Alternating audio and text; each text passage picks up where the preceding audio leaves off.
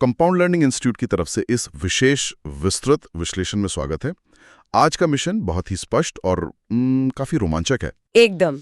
हम reserve bank of India यानी RBI grade B 2026 journalist DR परीक्षा के ब्लूप्रिंट और रणनीति को पूरी तरह से डिकोड करने वाले हैं। जी, हमारे सामने पिछले कई सालों के डेटा ट्रेंड्स और कट ऑफ्स का पूरा एक स्लाइड डेक है और हम इसे एक एक करके एनालाइज करेंगे। बिल्कुल। हमारे श्रोताओं के लिए आज का लक्ष्य केवल ये जानना नहीं है कि कौन सी किताबें पढ़नी है, बल्कि इस परीक्षा के हर एक चरण को एक वैज्ञानिक तरीके से समझना है। एकदम सही बात है। देखो, ये समझना सबसे ज्यादा जरूरी है कि एग्जामिनर दरअसल उम्मीदवारों के अंदर कौन सी खूबियां ढूंढ रहा है। हाँ, जब तक उस मानसिकता को डिकोड नहीं किया जाएगा ना, तब तक केवल सिलेबस पूरा करने से इस परीक्षा को क्रैक नहीं किया जा सकता। चलिए फिर इसे थोड़ा और गहराई से समझते हैं। किसी भी लंबे और मुश्किल सफर पर निकलने से पहले ना मंजिल का पता होना बहुत जरूरी है। बिल्कुल। सबसे पहले ये समझना जरूरी है कि इस परीक्षा के लिए दिन रात एक करके इतनी मेहनत आखिर क्यों की जाए, इसका असली इनाम क्या है। अक्सर देखा गया है कि बाहर से देखने पर कई लोग इसे सिर्फ एक बैंक की नौकरी मान लेते हैं। और यहीं पर सबसे बड़ी भूल होती है ना? हाँ, ये कोई ऐसी नौकरी नहीं है जहां कोई एक डेस्क पर बैठ गया और जीवन भर सिर्फ लोन सैंक्शन कर रहा है। ग्रेड बी ऑफिसर या मैनेजर के रूप में आरबीआई में प्रवेश करना किसी सामान्य नौकरी की शुरुआत बिल्कुल नहीं है। तो फिर ये क्या है? रिजर्व बैंक ऑफ इंडिया एक बहुत ही स्ट्रक्चर्ड और प्रतिष्ठित लीडरशिप पाइपलाइन ऑफर करता है, जो सीधे राष्ट्रीय वित्तीय नीतियां बनाने के शीर्ष स्तर तक जाती है। अरे वाह! अगर हम स्लाइड में दिए गए इस पूरे लीडरशिप सफर को देखें ना, तो ये वाकई हैरान करने वाला है। मतलब एक उम्मीदवार ग्रेड बी यानी मैनेजर के तौर पर एंट्री लेता है जी। उसके बाद का सफर देखिए, वो असिस्टेंट जनरल मैनेजर यानी ग्रेड सी बनता है। राइट। फिर डिप्टी जनरल मैनेजर यानी ग्रेड डी, उसके बाद जनरल मैनेजर यानी ग्रेड ई, फिर चीफ जनरल मैनेजर यानी ग्रेड एफ, उसके बाद एग्जीक्यूटिव डायरेक्टर और अंत में डिप्टी गवर्नर। Deputy governor. बाप रे, ये तो कोई सामान्य प्रमोशन की सीढ़ी बिल्कुल नहीं लग रही। बिल्कुल नहीं। ये वो कुर्सियां हैं जो तय करती हैं कि देश में महंगाई दर क्या होगी, रेपो रेट क्या होगा और मुद्रास्फीति को कैसे काबू में रखा जाएगा। मतलब पूरे देश की अर्थव्यवस्था के इंजन रूम में बैठकर उसे कंट्रोल करने जैसा है। एग्जैक्टली। और शायद यही कारण है कि इस परीक्षा का स्तर इतना ऊंचा रखा गया है। जब मंजिल देश की मॉनेटरी पॉलिसी तय करने वाली कुर्सी होना, तो सिलेक्शन प्रोसेस भी उसी कैलिबर का होना चाहिए। Make sense. जो लोग भविष्य में देश की अर्थव्यवस्था को संकट से निकालने वाले हैं, उनका चुनाव किसी साधारण तरीके से तो हो ही नहीं सकता। सही कहा। ये परीक्षा केवल किताबी ज्ञान नहीं जांचती, बल्कि ये देखती है कि क्या उम्मीदवार के पास भविष्य का डिप्टी गवर्नर बनने का वो मानसिक संतुलन है या नहीं। तो अब जब मंजिल इतनी साफ है, तो ये रास्ता कैसे दिखता है? स्लाइड का डेटा बताता है कि यह कोई साधारण परीक्षा नहीं, बल्कि एक 3 स्टेज अट्रिशन वॉर है। 3 स्टेज अट्रिशन वॉर मतलब एक छंटनी का युद्ध। हाँ, इसमें 3 अलग-अलग स्टेजेस हैं और हर स्टेज का अपना एक अलग कैरेक्टर है। यहाँ सबसे दिलचस्प बात यह है कि कैसे ये पूरा सिलेक्शन फनल सिर्फ उम्मीदवारों के ज्ञान को नहीं मापता, बल्कि उनके दबाव सहने की क्षमता, उनकी मानसिक फुर्ती और उनके विश्लेषण कौशल को भी टेस्ट करता है। राइट। ये फनल इस तरह डिजाइन किया गया है कि हर चरण में एक अलग तरह की कमजोरी पकड़ में आ जाए। चलिए इस फाइनल के गणित को ना थोड़ा विस्तार से समझते हैं। पहला स्टेज है फेज 1 यानी प्रीलिम्स। ये 200 मार्क्स का होता है और इसके लिए 120 मिनट मिलते हैं। लेकिन यहाँ सबसे जरूरी बात यह है कि ये पूरी तरह से क्वालिफाइंग है। इसके नंबर फाइनल मेरिट में बिल्कुल नहीं जुड़ते। हाँ, ये बस एक एंट्री टिकट है। एग्जैक्टली। फिर आता है फेज 2 यानी मेंस। ये 300 मार्क्स का है। हाँ। और हमारे डेटा के अनुसार ये असली बैटल ग्राउंड है। यहीं से मेरिट बननी शुरू होती है। बिल्कुल। और अंत में है 75 मार्क्स का इंटरव्यू, जहां आमने सामने पर्सनैलिटी और डोमेन नॉलेज का असेसमेंट होता है। तो फाइनल मेरिट लिस्ट फेज 2 के 300 मार्क्स और इंटरव्यू के 75 मार्क्स को मिलाकर कुल 375 मार्क्स में से बनती है। और जो उम्मीदवार 2026 को टारगेट कर रहे हैं ना, उनके लिए 2025 के बेंचमार्क समझना बहुत क्रिटिकल है। बिना सटीक डेटा के तैयारी करना तो अंधेरे में तीर चलाने जैसा है। एकदम। हमारे पास जनरल या अनरिजर्व्ड कैटेगरी के लिए एकदम सटीक आंकड़े मौजूद हैं और वो आंकड़े सच में आंखें खोलने वाले हैं। तो क्या कहते हैं ये आंकड़े? 2025 में फेज 1 का ओवरऑल टारगेट 200 में से लगभग 77.50 मार्क्स था। लेकिन असली खेल सिर्फ ओवरऑल कट ऑफ का नहीं है। आरबीआई ने यहाँ सेक्शनल मिनिमम्स का एक जाल भी बिछा रखा है। ये सेक्शनल कट ऑफ ही तो असली ट्रैप है। हाँ, 2025 में जनरल अवेयरनेस यानी जीए का कट ऑफ 24 था, रीजनिंग का 18, इंग्लिश का 9 और क्वांट का 9। राइट। मतलब अगर कोई उम्मीदवार गणित यानी क्वांट में कमजोर है और उसने सिर्फ 8 नंबर स्कोर किए, लेकिन बाकी तीनों सेक्शन में टॉप कर लिया, तब भी उसका सफर वहीं खत्म, गेम ओवर। यह एक बहुत ही सख्त लेकिन जरूरी नियम है। देखो, आरबीआई को जैक ऑफ ऑल ट्रेड्स चाहिए। हाँ, वो ऐसे अधिकारी नहीं चाहते जो सिर्फ एक विषय में महारथी हों और दूसरे बुनियादी विषयों में बिल्कुल शून्य। उन्हें एक संतुलित दिमाग चाहिए। Make sense. और अगर हम फेज 2 की बात करें तो 2025 में एग्रीगेट कट ऑफ 300 में से 171.50 था और फाइनल मेरिट जीतने का जो अल्टीमेट गोल है वो 375 में से 230.75 मार्क्स था। ओके, लेकिन पिछले साल के नंबर तो हमने देख लिए।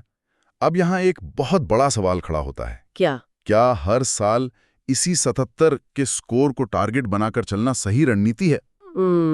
यहीं से ट्रेंड एनालिसिस की असली कहानी शुरू होती है। हमारे डेटा में फेज 1 के कट ऑफ्स को लेकर एक बहुत ही खतरनाक पैटर्न दिख रहा है, जिसे स्लाइड में वॉलेटिलिटी ट्रैप कहा गया है। यही वो ट्रैप है जिसमें हर साल हजारों नए उम्मीदवार फंस जाते हैं। कैसे? वे पिछले साल का पेपर देखते हैं, उसी का कट ऑफ अपने दिमाग में फिक्स कर लेते हैं और उसी हिसाब से मॉक टेस्ट देना शुरू कर देते हैं। लेकिन फेज 1 के कट ऑफ्स पेपर के डिफिकल्टी लेवल के आधार पर बहुत तेजी से ऊपर नीचे होते हैं। हाँ? यहाँ एजिलिटी यानी मानसिक फुर्ती सबसे ज्यादा जरूरी है। और डेटा बिल्कुल यही कहानी कह रहा है। देखिए, 2018 में फेज 1 का कट ऑफ लगभग 105 था। 2019 में ये बढ़कर 122 हो गया। उस समय तो सबको लगा होगा कि अब तो कट ऑफ 130 जाएगा, लेकिन फिर 2021 में ये अचानक गिरकर लगभग 66 पर आ गया। एकदम आधा। हाँ, और गिरावट यही नहीं रुकी। 2022 में 63 और 2023 में तो ये महज 54 पर आ गिरा। उसके बाद 2024 में 67 और 2025 में फिर 77 पर पहुंचा। मतलब कोई फिक्स्ड पैटर्न है ही नहीं। बिल्कुल नहीं। पर यहाँ एक बात बहुत हैरान करती है और सच कहूं तो थोड़ी आपत्तिजनक भी लगती है। अच्छा। जब फेज 1 का कट ऑफ 122 से सीधे 54 तक गिरता है, तो क्या ये उन उम्मीदवारों के साथ अन्याय नहीं है जो साल भर 100 या 110 नंबर लाने की तैयारी कर रहे हैं? परीक्षा हॉल के अंदर अचानक ये मनोवैज्ञानिक खेल खेलना, उनके ईगो को चोट पहुंचाना कहाँ तक सही है? क्या आरबीआई जानबूझकर उम्मीदवारों को टॉर्चर कर रहा है? ये सवाल बहुत ही वाजिब है, लेकिन इसे थोड़ा आरबीआई के नजरिए से देखना होगा। ये अन्याय नहीं है, बल्कि ये जानबूझकर तैयार किया गया एक शॉक वैल्यू टेस्ट है। Shock value test? हाँ, देखिए, अर्थव्यवस्था में हमेशा ब्लैक स्वान इवेंट्स आते रहते हैं, जैसे 2008 का वित्तीय संकट या कोविड महामारी। राइट, अप्रत्याशित संकट। बिल्कुल। ऐसी अप्रत्याशित स्थितियों में अधिकारी पुरानी किताबों के नियमों से काम नहीं चला सकते। तो इसका एग्जाम से क्या कनेक्शन है? कनेक्शन है ना। जब कट ऑफ 122 से 54 पर आता है तो इसका मतलब है कि परीक्षा हॉल में बैठा उम्मीदवार अचानक पाता है कि उसके सेट किए हुए टारगेट पूरे नहीं हो रहे हैं। पेपर इतना मुश्किल बना दिया जाता है कि वो पैनिक करने लगता है। जो उम्मीदवार इस सरप्राइज को झेल जाते हैं, जो सिचुएशन के हिसाब से तुरंत अपनी रणनीति बदल लेते हैं और नेगेटिव मार्किंग से बच जाते हैं, वही आगे बढ़ते हैं। आरबीआई ऐसे ही लचीले दिमाग वाले अधिकारियों की तलाश में है। अरे वाह, ये तो बहुत ही शानदार नजरिया है। मतलब वो ऐसे लोग ढूंढ रहे हैं जो संकट के समय पैनिक ना करें। एग्जैक्टली। लेकिन इसके ठीक विपरीत है फेज 2 का ट्रेंड, जिसे स्लाइड में द स्टेडी क्लाइंब कहा गया है। फेज 1 जहां सुनामी की तरह ऊपर नीचे होता है, वहीं फेज 2 का फाइनल मेरिट कट ऑफ बहुत ही स्थिर यानी स्टेबल रहता है। स्टेबल रहता है। हाँ, पिछले 6 सालों का डेटा देखें तो 2018 में ये 248 था, 2021 में 252 और हाल ही में 2024 और 2025 में ये 226 और 230 के बीच रहा है। मतलब ये हमेशा 226 से 252 के एक बहुत ही टाइट बैंड में रहता है। और ये स्थिर का बहुत बड़ा संकेत है। इसका मतलब है कि फेज 2 में पेपर को सरप्राइज एलिमेंट से नहीं भरा जाता। हाँ। यहाँ सिर्फ रटने से काम नहीं चलता, बल्कि कॉन्सेप्चुअल डेप्थ यानी वैचारिक गहराई चाहिए। या रिफ्लेक्स बेस्ड प्रॉब्लम सॉल्विंग से ज्यादा ना विश्लेषण की क्षमता देखी जाती है। तो अगर फेज 1 इतना अस्थिर है और फेज 2 इतना स्थिर, तो जाहिर है दोनों को पास करने के लिए एकदम अलग-अलग मानसिकता या माइंडसेट की जरूरत है। बिल्कुल। इसी को हमारे डेटा में दी एरिना मैट्रिक्स के नाम से समझाया गया है। हाँ, इन दोनों फेज को एक ही तरीके से पास करने की कोशिश करना तो बिल्कुल नासमझी होगी। फेज 1 का प्राइमरी गोल सिर्फ स्क्रीनिंग एंड न्यूट्रिशन है, भीड़ को छांटना। राइट। वहीं फेज 2 का प्राइमरी गोल असली टैलेंट को पहचानकर मेरिट रैंकिंग तय करना है। मतलब फेज 1 तो बिल्कुल एक T20 मैच की तरह हो गया, जहां आंख बंद करके हर गेंद पर बल्ला घुमाना है, और फेज 2 एकदम टेस्ट मैच है। एग्जैक्टली। T20 यानी फेज 1 में 100% ऑब्जेक्टिव फॉर्मेट है, समय का दबाव अत्यधिक है, सिर्फ 120 मिनट में 200 प्रश्न। यहाँ रिफ्लेक्स मेमोरी और तेज कैलकुलेशन काम आते हैं। लेकिन फेज 2 के टेस्ट मैच में असली तकनीक, धैर्य और पिच पर टिके रहने की परीक्षण होती है। यह एक मैराथन है। यहाँ 50% ऑब्जेक्टिव और 50% डिस्क्रिप्टिव राइटिंग का फॉर्मेट होता है। एकदम सटीक एनालॉजी है। टेस्ट मैच की तरफ फेज 2 में समय थोड़ा ज्यादा मिलता है, लेकिन आपको गहरे एनालिसिस की जरूरत होती है। यहाँ जो कौशल चेक किए जाते हैं वो है आर्थिक और सामाजिक मुद्दों को सही से आर्टिकुलेट करना, क्रिटिकल एनालिसिस करना, और सबसे बड़ी बात क्या? कीबोर्ड पर अच्छी टाइपिंग स्पीड होना, क्योंकि यहाँ सब कुछ स्क्रीन पर टाइप करना होता है। ये टाइपिंग वाली बात तो बहुत क्रिटिकल है। चलिए अब सीधे इस T20 यानी फेज 1 के मैदान में उतरते हैं और देखते हैं कि असली रन कहां से आते हैं। बिल्कुल। फेज 1 में कुल 200 मार्क्स हैं, समय 120 मिनट है, और जैसा कि हम जानते हैं 0.25 की नेगेटिव मार्किंग भी है, हर गलत जवाब पर पेनल्टी। इस फेज में सेक्शनल वेटेज को समझना बहुत जरूरी है। पूरा फेज 1 4 हिस्सों में बटा है, लेकिन सबका वजन बराबर नहीं है। इस एग्जाम में जनरल अवेयरनेस यानी GA ये तय करता है कि उम्मीदवार अंदर रहेगा या बाहर। स्लाइड का डेटा तो यही कह रहा है। जनरल अवेयरनेस का वेटेज सबसे ज्यादा है, 40%। यानी 200 में से 80 मार्क्स सिर्फ GA से आते हैं। लेकिन सबसे हैरान करने वाली बात यह है कि इन 80 सवालों के लिए सिर्फ 25 मिनट का समय मिलता है। हाँ। इसका मतलब है एक सवाल के लिए 18 सेकंड से भी कम समय। इतने कम समय में तो सवाल को ठीक से पढ़कर समझना भी मुश्किल है यार। ये तो सेक्शन की असल चुनौती है। 25 मिनट में 80 सवाल हल करने का मतलब है कि एग्जाम हॉल में सोचने का समय बिल्कुल शून्य है। एकदम जीरो। सवाल देखा, दिमाग में जवाब आया तो टिक किया, नहीं तो तुरंत आगे बढ़े। हाँ। ये पूरी तरह से मेक या ब्रेक सेक्शन है। और चूंकि 0.25 की पेनल्टी है, तो तुक्केबाजी या ब्लाइंड गेसिंग सीधे गेम से बाहर कर सकती है। बिल्कुल। जो उम्मीदवार GA में मजबूत होते हैं वे इस 25 मिनट में अपने 80 मार्क्स का एक बड़ा हिस्सा सुरक्षित कर लेते हैं, जिससे बाकी सेक्शंस पर मानसिक दबाव कम हो जाता है। राइट। और बाकी सेक्शंस को देखें तो रीजनिंग एबिलिटी का वेटेज 30% है, 60 मार्क्स, जिसके लिए 45 मिनट मिलते हैं। और फिर आते हैं इंग्लिश लैंग्वेज और क्वांटिटेटिव एप्टीट्यूड। दोनों का वेटेज 15% है, यानी 30-30 मार्क्स, और दोनों के लिए 25-25 मिनट मिलते हैं। अब वो पहुंचता है फेज 2 के टेस्ट मैच में। असली बैटल ग्राउंड। हाँ, वहां का मैदान हमारे डेटा के अनुसार पूरी तरह से हाइब्रिड होता है। हाइब्रिड बैटल ग्राउंड, ये इसके लिए एकदम सही शब्द है।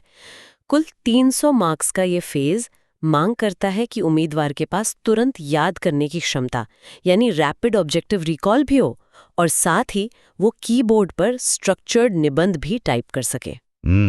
ये दिमाग के दो बिल्कुल अलग अलग हिस्सों का इस्तेमाल एक ही समय में करवाता है। चलिए इस हाइब्रिड मॉडल के 3 पेपर्स का ब्रेक डाउन करते हैं।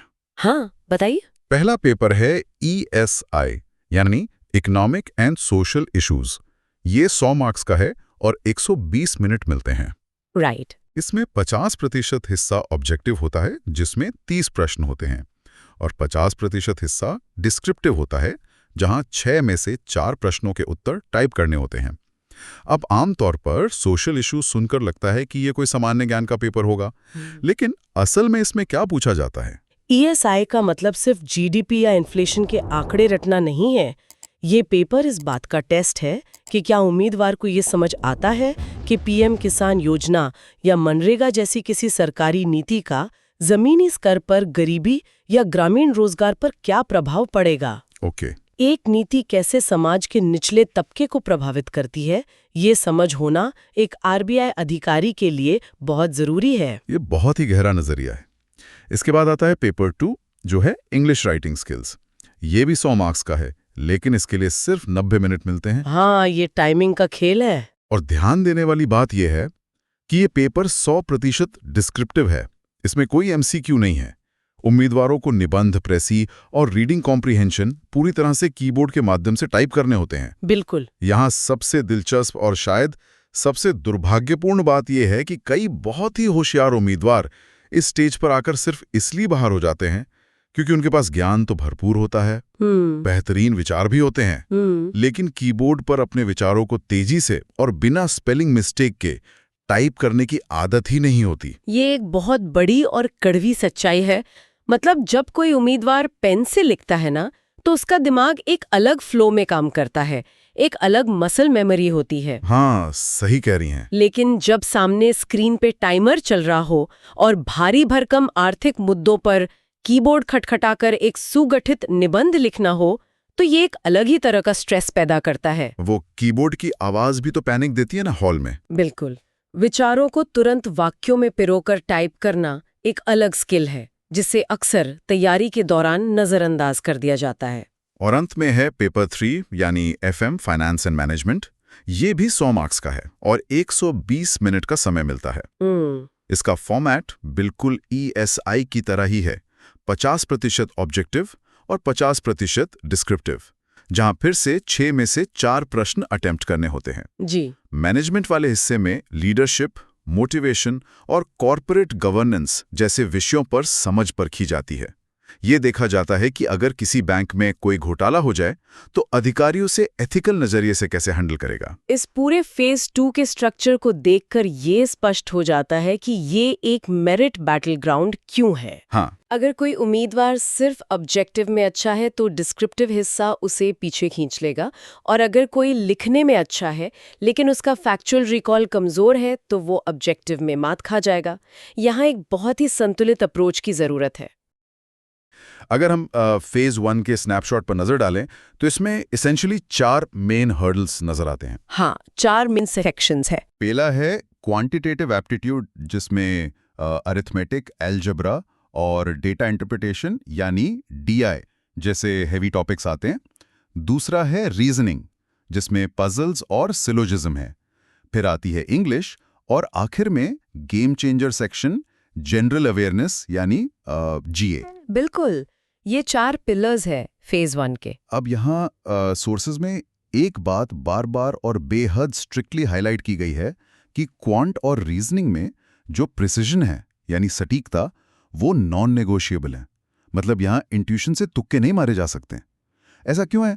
बेसिक मैथ्स पर इतना जोर क्यों? देखिए, इसके पीछे ना एक बहुत ही क्लियर और ब्रूटल मैथमेटिकल लॉजिक है।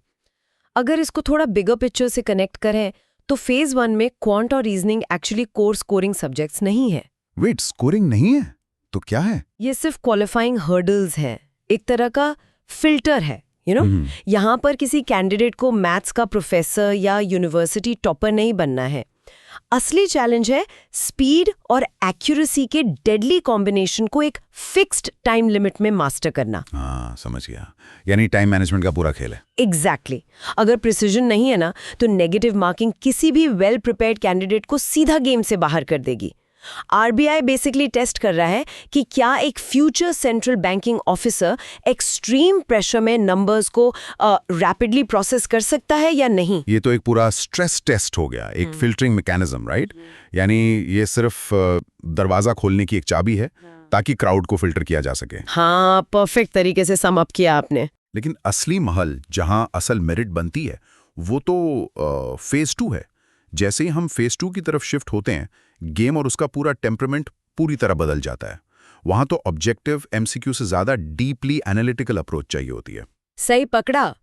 फेज 2 असल में एस्पिरेंट्स की फाइनेंशियल और सोशियो इकोनॉमिक लिटरेसी का अल्टीमेट टेस्ट है।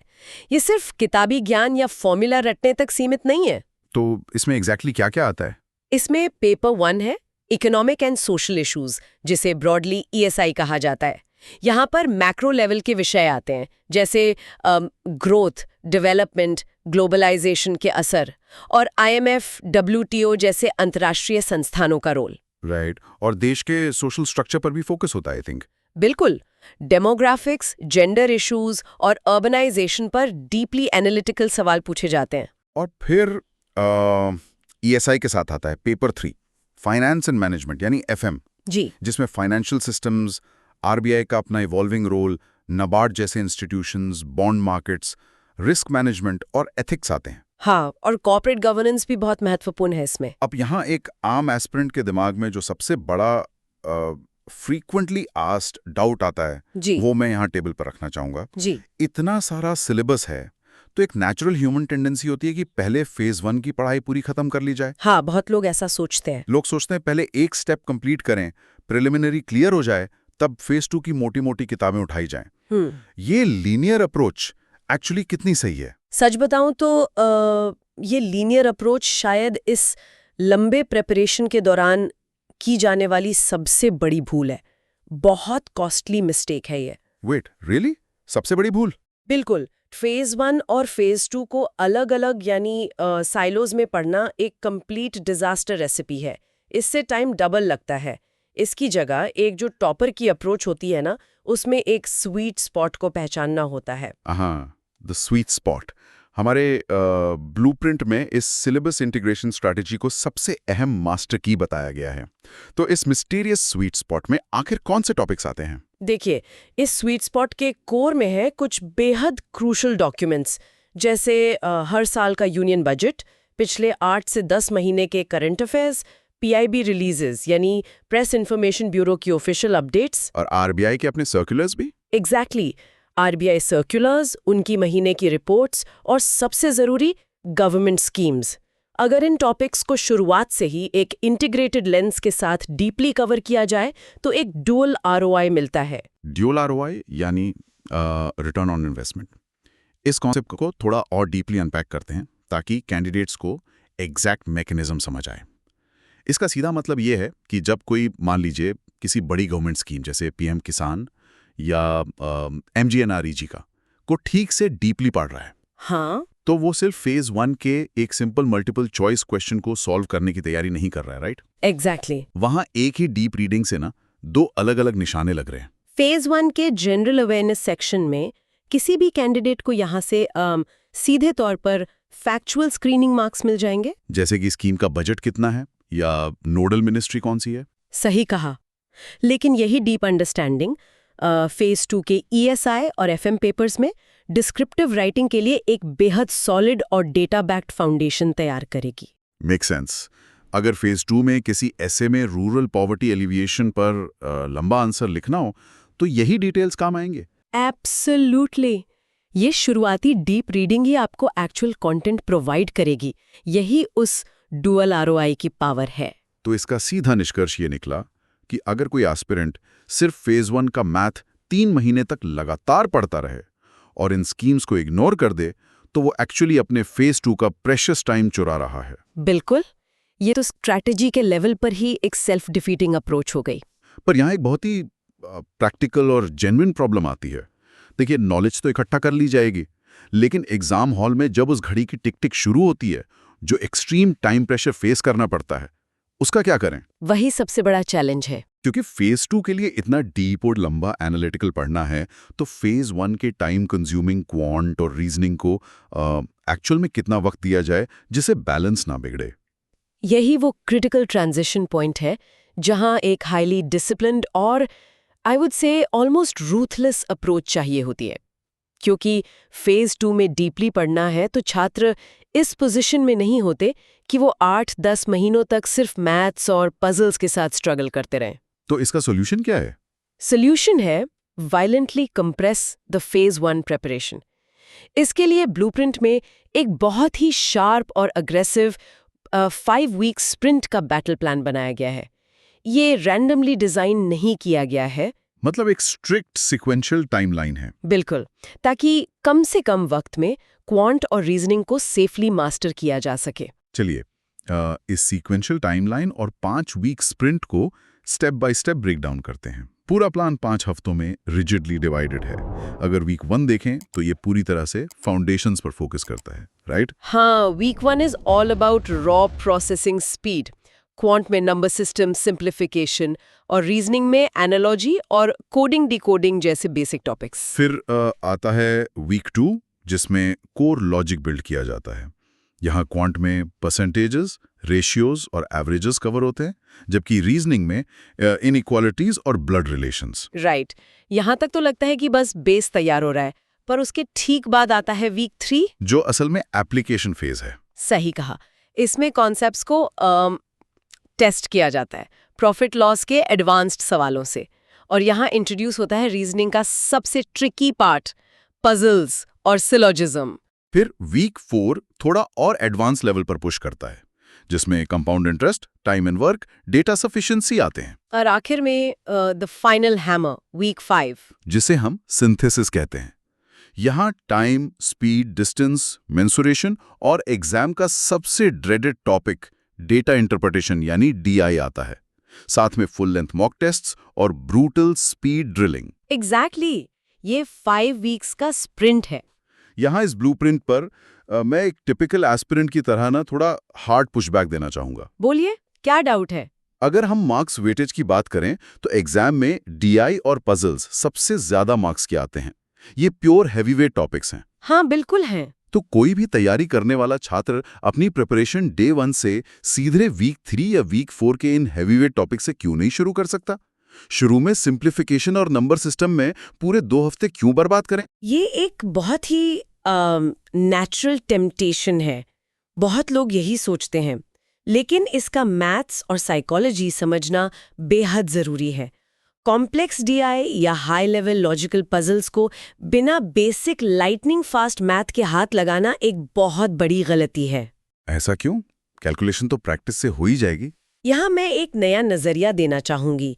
Foundational math is like the compounding interest of the entire preparation.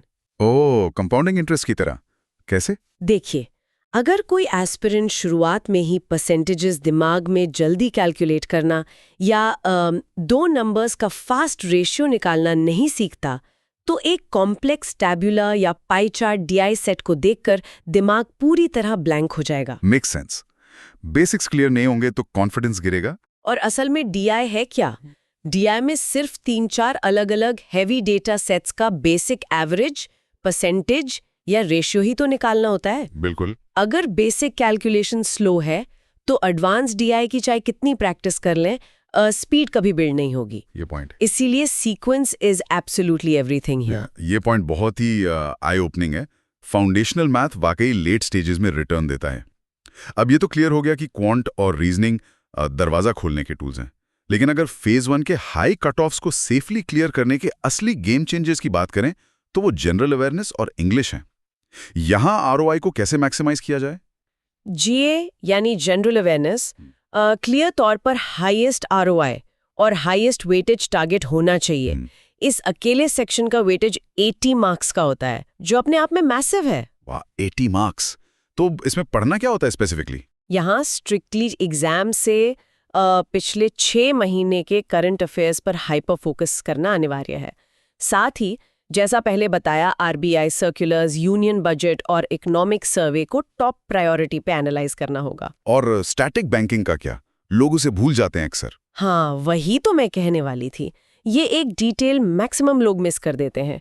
देश के बैंकिंग सिस्टम की हिस्ट्री, हेडक्वार्टर्स, टैगलाइंस, इसके लिए रोजाना समय निकालना चाहिए, क्योंकि ये डायरेक्ट सॉलिड फैक्चुअल मार्क्स होते हैं। राइट।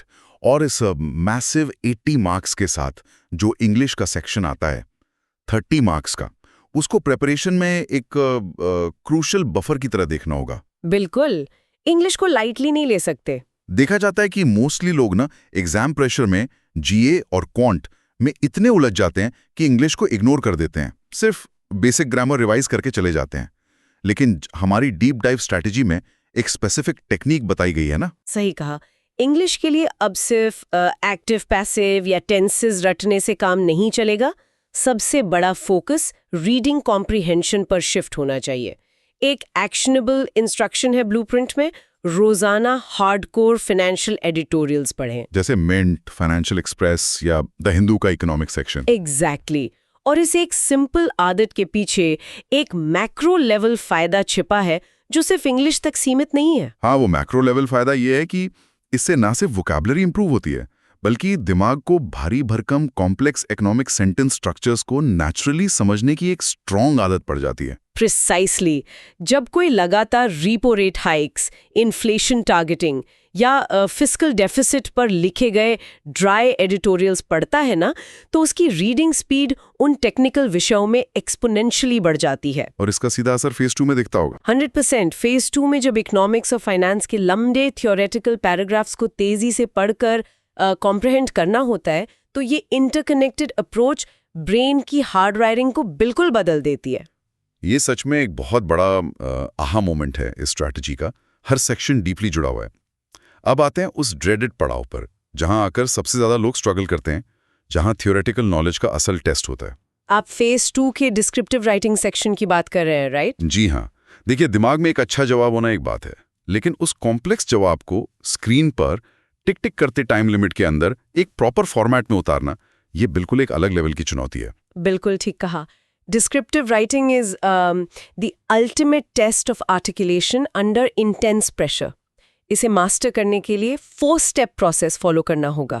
पहला स्टेप है इंजेस्ट। इंजेस्ट यानी थियोरी कंज्यूम करना। हाँ, यानी सोशल जस्टिस या कॉर्पोरेट गवर्नेंस जैसे थ्योरी हैवी टॉपिक्स को सोर्सेस से डीपली पढ़ना और फिर उनके बहुत ही छोटे हाईली कंप्रेस नोट्स बनाना।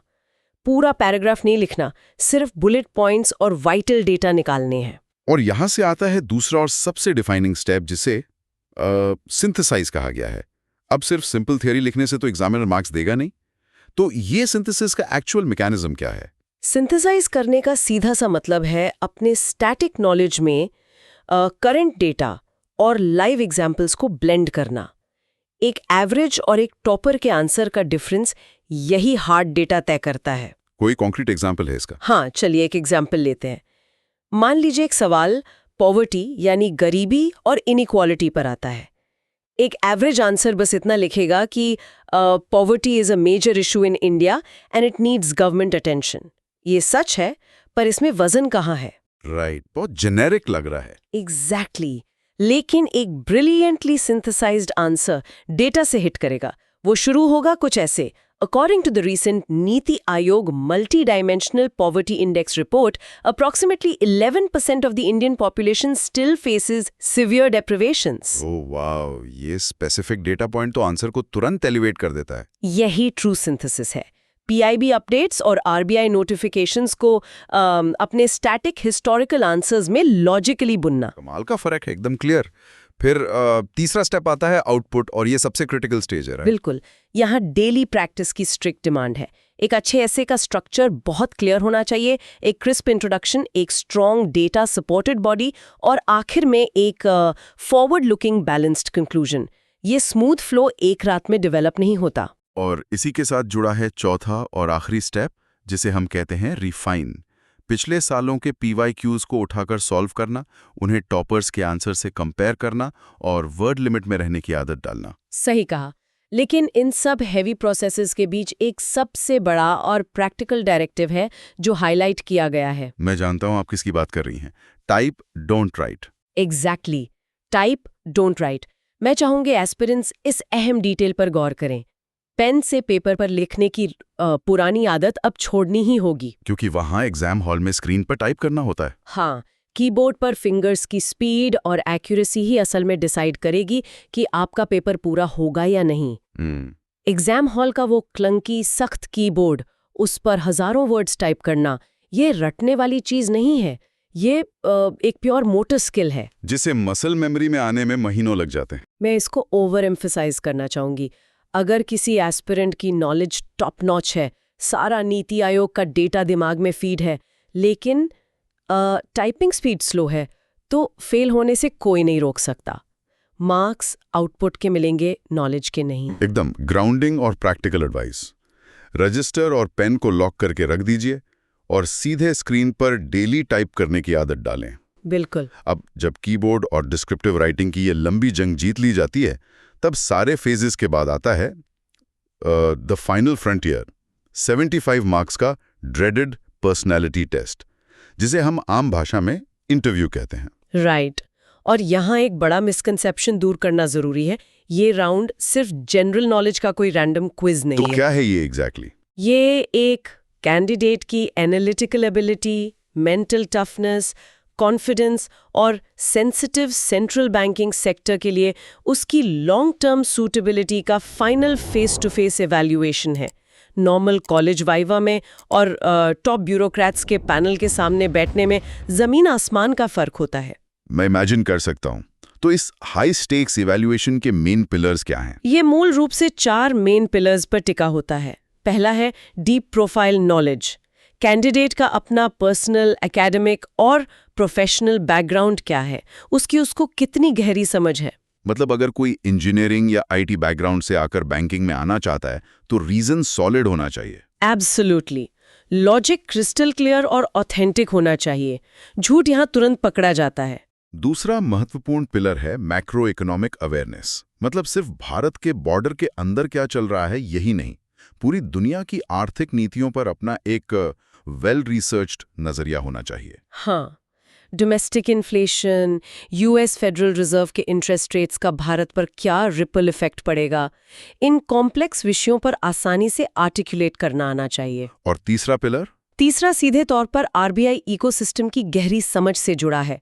हाल ही में आरबीआई ने क्या मेजर इंटरवेंशंस किए हैं, उनका मॉनेटरी पॉलिसी स्टांस अकोमोडेटिव है या हॉकिश, और क्यों। सक्सेसफुल कैंडिडेट को आरबीआई मैनेजमेंट की तरह सोचना आना चाहिए। और फिर आता है चौथा और शायद सबसे crucial pillar, behavioural traits. Behavioural traits में आखिर क्या डीपली देखा जाता है, क्योंकि पर्सनैलिटी तो एक दिन में बनती नहीं। ये पिलर चेक करता है कि थॉट्स में कितनी क्लैरिटी है। जब पैनल एक अनएक्सपेक्टेड बाउंसर सवाल फेंकेगा जिसका जवाब नहीं पता, तो क्या कैंडिडेट पैनिक करता है या ग्रेसफुली एडमिट करता है कि उसे नहीं पता। और सबसे बढ़कर कोर एथिक्स कैसे हैं। रेगुलेटर के तौर पर इंटेग्रिटी किसी भी स्किल से ऊपर होती है। कमाल का और बेहद डिटेल्ड ब्रेकडाउन। तो चलिए अपने इस मैसिव स्ट्रेटेजिक डीप डाइव को एक फाइनल कोहेसिव शेप देते हैं। इतनी सारी इन्फॉर्मेशन को एक साथ देखकर थोड़ा ओवरवेल्म होना नेचुरल है, इसलिए कंपाउंड लर्निंग इंस्टीट्यूट ने इस पूरे रोड मैप को एक एग्जीक्यूटिव समरी चेकलिस्ट में समेटा है। एक क्लियर चेकलिस्ट हमेशा एक एंकर की तरह काम करती है। सबसे पहला स्टेप, कंपटीशन को समझने के लिए पिछले 3-4 सालों के कट ऑफ्स का बारीक विश्लेषण करें। दूसरा स्टेप, फेज 2 की तैयारी एक दिन भी वेस्ट किए बिना स्टार्ट कर दे, ताकि उस स्वीट स्पॉट के जरिए फेज 1 का जीए कवर होता रहे। तीसरा स्टेप, फाइनेंशियल न्यूज़पेपर्स के एडिटोरियल्स और आरबीआई की रिपोर्ट्स को बिना नागा डेली पढ़ें। चौथा स्टेप, हमारे बताए गए अग्रेसिव 5 वीक स्प्रिंट को स्ट्रिक्टली लागू करें, जिसमें मॉक टेस्ट के जरिए कैलकुलेशन स्पीड बढ़ाने पर जोर हो। और पांचवा, सबसे फिजिकल और प्रैक्टिकल स्टेप, फेज 2 से कम 3 महीने पहले हैंड रिटन नोट्स छोड़कर सीधे कीबोर्ड पर आंसर्स टाइप करने की लगातार प्रैक्टिस शुरू कर दें। ये नॉन नेगोशिएबल डेली एक्शंस हैं। तो इस डिटेल रोड मैप के साथ हम इस इनसाइट पैक डीप डाइव के आखिरी पड़ाव पर आ गए हैं। जाते जाते मैं चाहूंगा कि सुनने वाले सभी एस्पिरेंट्स इस आखिरी बेहद गहरे सवाल पर विचार जरूर करें। बोलिए। सोचिएगा एक बार अकेले में, आखिर देश का रिजर्व बैंक एक ऐसे इंसान को क्यों ढूंढ रहा है जो मैथ के कॉम्प्लेक्स इक्वेशंस में गोली की तरह तेज हो, जिसे दुनिया भर की आर्थिक स्थितियों के नब्ज पकड़ना आता हो, और जो इंटेंस प्रेशर में भी शांति से मुस्कुराकर जवाब दे सके। बहुत गहरा सवाल है ये। क्योंकि वो सिर्फ एक डेटा एंट्री कर्मचारी नहीं ढूंढ रहे, वो इस पूरे देश की अर्थव्यवस्था को संभालने वाले गार्डियंस ऑफ द इकोनॉमी को चुन रहे हैं। तो अगली बार जब थकन हो तो खुद से सवाल कीजिए, क्या मैं देश की उस सबसे अहम जिम्मेदारी को उठाने के लिए तैयार हूं? ब्रिलियंट। यही थॉट प्रोसेस असली मोटिवेशन है। अगर आज का ये डीकोडेड रोड मैप इस चक्रव्यूह को थोड़ा भी सुलझाने में कामयाब रहा है तो कंपाउंड लर्निंग इंस्टीट्यूट के इस सेशन को दिल से लाइक जरूर करें, अपने फेलो कैंडिडेट्स के साथ इसे शेयर करें, और हाँ, आगे आने वाले शानदार डीप डाइव्स के लिए चैनल को सब्सक्राइब करना बिल्कुल ना भूलें। तैयारी में डटे रहें, अपना ध्यान रखें और मिलते हैं अगले डीप डाइव में।